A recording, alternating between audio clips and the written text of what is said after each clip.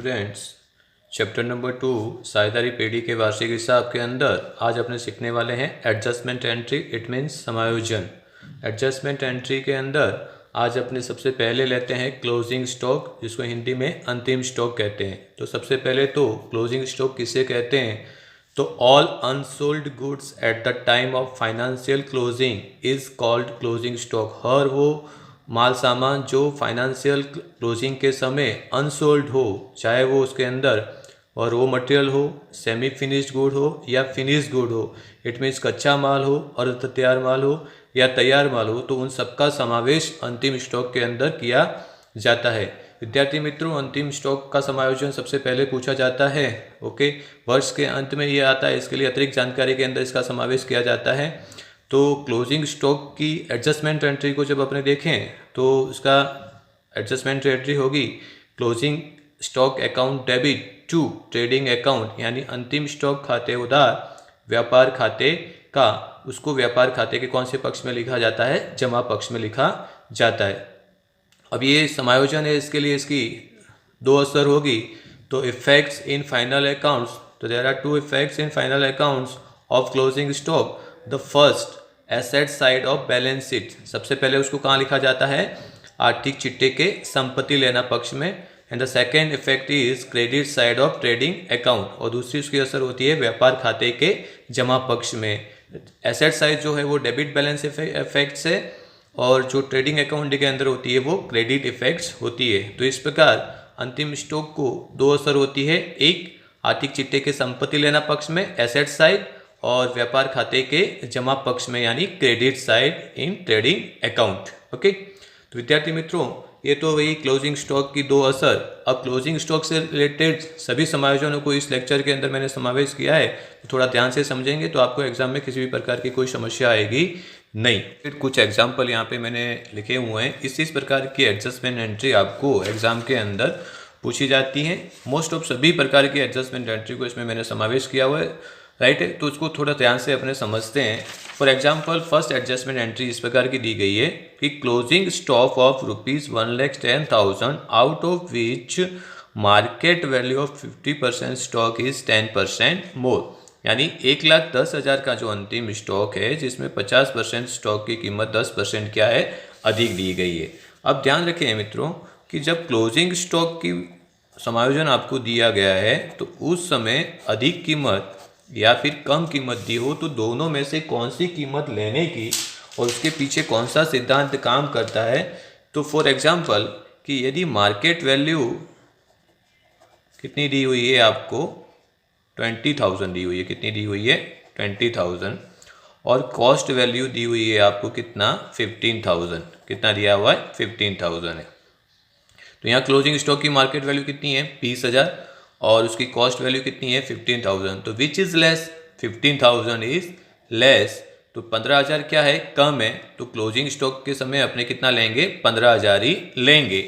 कितना लेने का है? 15,000। इसको दूसरी तरफ से देखें तो यदि मार्केट वैल्यू कितनी दी हुई है आपको? 20,000 दी हुई है, और कॉस्ट वैल्यू कितनी है? 25,000 है। कितना है यहाँ पे? 20,000। यहाँ पे कितना है? 25,000। Which is less? 20,000 is less. तो अपने कितना लेंगे?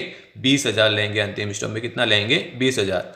अब आपके मन में प्रश्न आता होगा कि सर ऐसा क्यों कि 20,000 हुए? तो यहाँ दोनों में तो कॉस्ट वैल्यू कम थी तो कॉस्ट वैल्यू लिया, तो यहाँ मार्केट वैल्यू को क्यों लिया?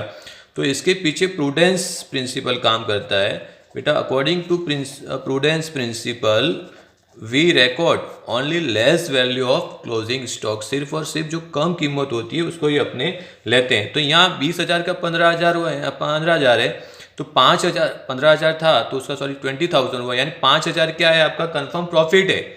प्रॉफिट तो है पर कंफर्म प्रॉफिट को अपने क्या करते हैं? रिकॉर्ड करते नहीं है। यहाँ कॉस्ट वैल्यू कितनी है? 25,000, और मार्केट वैल्यू कितनी है? 20,000। तो कितना? 5,000 का लॉस हुआ है। तो कंफर्म लॉस को रिकॉर्ड करते, कंफर्म प्रॉफिट को रिकॉर्ड करते नहीं है। तो जब आपके पास दो वैल्यू हो तो क्लोजिंग स्टॉक में से क्लोजिंग स्टॉक के समय सिर्फ कम वैल्यू को अपने लेते हैं, अधिक वैल्यू को लेते नहीं है। We recorded only less value of closing stock. Okay, तो यहाँ पे आपको कितना दिया है? 1,10,000 दिया है। यहाँ 50,000 और 10% मोर है। मोर है तो किसी भी प्रकार का कोई कुछ करने की जरूरत नहीं है। यहाँ डायरेक्ट कैलकुलेशन करे बिना आपका अंतिम स्टॉक कितना होगा? क्लोजिंग स्टॉक कितना होगा? 1,10,000, जिसको अपने कौन सी तरफ लिखेंगे? Credit side of trading account और asset side of balance sheet, right है। सेकेंड एग्जाम्पल देखिए, यहाँ पे stock as on 31 March 2015 is 2 lakhs, out of which market value of 30% stock is 20% more and the market value of 50% stock is less by 10%, whereas remaining stock need to repairs expenses of rupees 2000। कितना दिया है? 2000। क्या कहा हुआ यहाँ पे? आपके पास अंतिम स्टॉक कितना है? 2 लाख, जिसमें 30% माल की बाजार कीमत 20% क्या है? अधिक है, और 50% माल की बाजार कीमत क्या है? 10% कम है, और बचे हुए स्टॉक में 2000 रिपेयरिंग खर्च की आवश्यकता है। तो इसमें क्लोजिंग स्टॉक का कैलकुलेशन कैसे करेंगे, तो उसको ध्यान से अपने समझते हैं, राइट है। तो आपके पास टोटल क्लोजिंग स्टॉक कितना है? 2 lakhs का, 2 लाख का है। अब 2 लाख को क्या करते हैं, अपने डिस्ट्रीब्यूट कर देते हैं। तो यहाँ पे क्या लिखा है आपको? 30% स्टॉक इज 20% मोर, तो 30%, तो 2 lakhs का 30% किया तो कितना आया? 60,000, और इसका कितना? 20% क्या है? मोर, तो 60,000 का 20% किया तो कितना आया?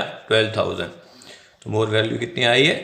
12,000। ओके, फिर क्या दिया है? 50% स्टॉक इज लेस बाय 10%, 50% की कीमत कितनी है? 10% कम है। तो 2 लाख का कितना परसेंट किया? 50% किया, तो 2 लाख का 50% किया तो कितना आया? 1 लाख आया।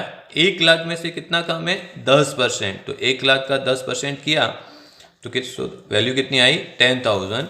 ये लेस वैल्यू आई। कौन सी वैल्यू आई? कम कीमत आई, राइट है। रिमेनिंग स्टॉक, तो यहाँ 2 lakhs में से 30% यहाँ हो गया, 50% यहाँ आ गया, तो रिमेनिंग स्टॉक कितना हुआ? 20%। कितना हुआ? 20%। तो 2 lakhs का 20% किया तो कितना आया? 40,000। उसमें से रिपेयरिंग खर्च कितना है? 2000। तो रिपेयरिंग खर्च जो है वो डिडक्टेड होता है, लेस होता है, तो 40,000 माइनस 2000, तो यहाँ कितनी वैल्यू आई? 38,000 आई। यहाँ कितना था आपके पास में? 1 lakh, उसमें से कितना लेस करना है? 10,000। सो तो वैल्यू कितनी आई है यहाँ पे? 90,000।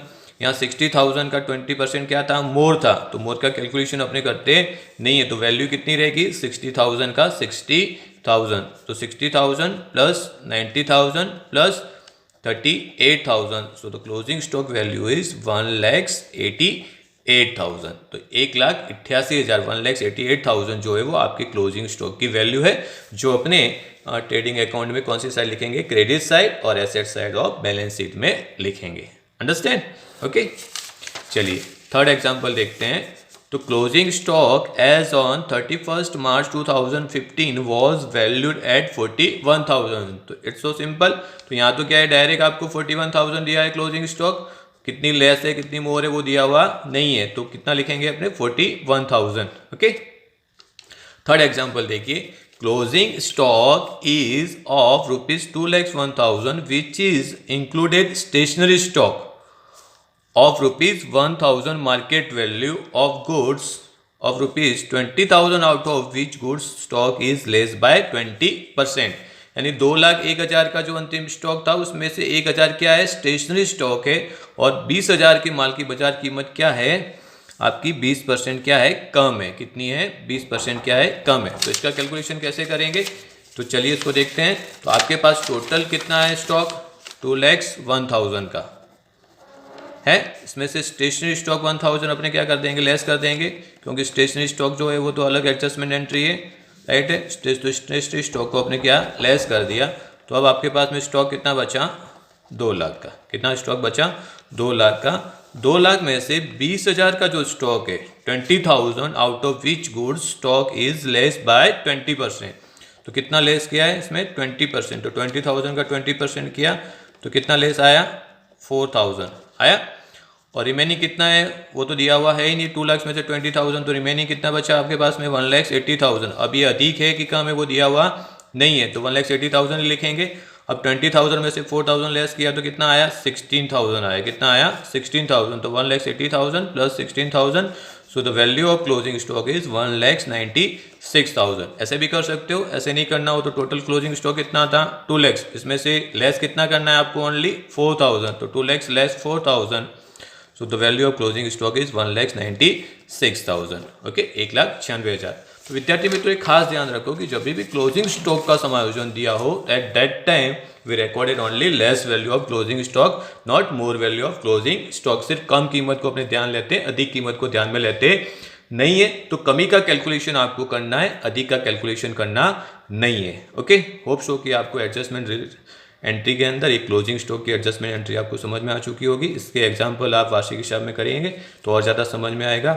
Okay, thank you very much. जय हिंद, जय भारत, स्वस्थ रहिए, मस्त रहिए।